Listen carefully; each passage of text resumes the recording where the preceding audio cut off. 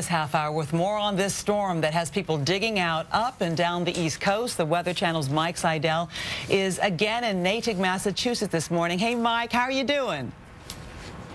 Doing okay, Ann, off my snow pile and out on the ground here. It is a windy, cold morning here in Massachusetts as the sun rises. Temperatures are in the teens, wind chills are at or below zero, and there is a lot of snow on the ground. People are still shoveling it. Take you back to yesterday as the blizzard wound down in Boston, 18.2 inches. Look at the snow out there.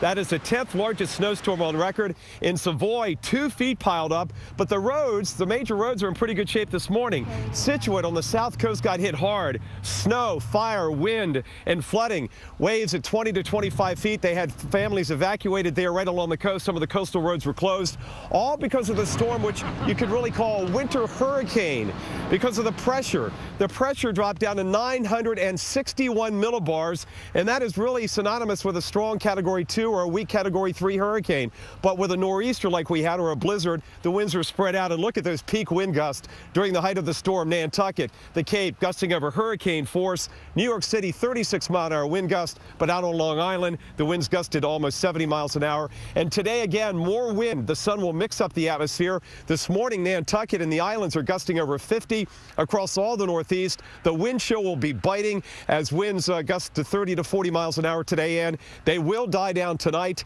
And by New Year's Day, temperatures in New York, Boston will be in the 40s.